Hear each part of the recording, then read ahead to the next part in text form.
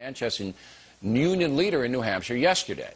So, Mr. Speaker, I want to do some rapid-fire stuff here, stuff that I'm interested in, all right, that has occurred during your campaign. First of all, Nancy Pelosi, you sitting there talking about global warming on TV. What was that all about?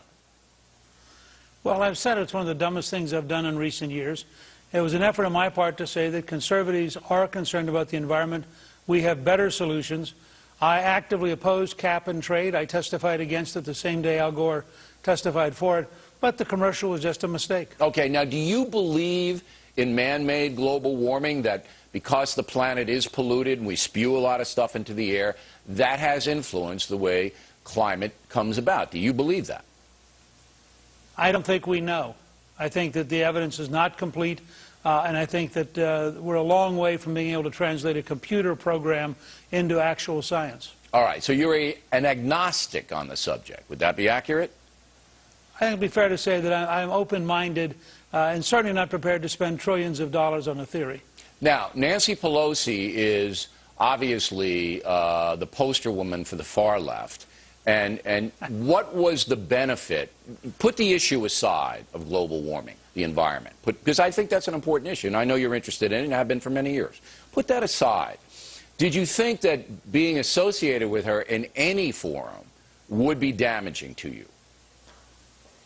No, I thought at the time, look, I was a private citizen. I wasn't contemplating public life. And I thought, I had just written a book called Contract with the Earth with Terry Maple on a conservative approach to the environment and how to use incentives in business and common sense to have a better environment without the EPA. And so I wanted to be in the middle of an argument about the environment to make a case that conservatives can actually have better ideas about the environment than liberals do. Okay. It was a pretty eerie occurrence, though. I mean, just looking back on it, very frightening. Ooh.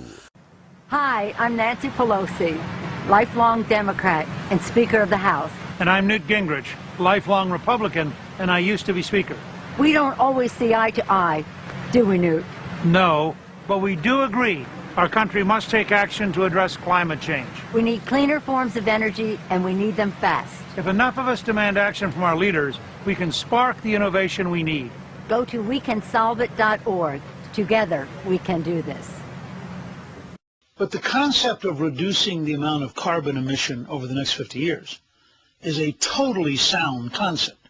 I'm excited to hear you talk about the urgency. I really am. And given that, albeit you still sort of have a different approach, what would you say to Senator Inhofe and to others in the Senate who are resisting even science? What's your message to them here today?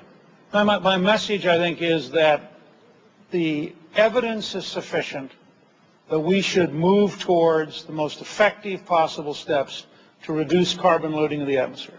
And do it urgently. Now. And do it urgently, yes. Regarding the commercial that you did on the environment with Pelosi back in 2008, I know you've defended that even recently, as saying you wanted a conservative voice Sure. in those debates. But considering all that's happened on that between 2008 and now, would you do a type of commercial like that with her again? Well, if they offered a chance to, sure. Look, my point, which I do a commercial with Al Gore.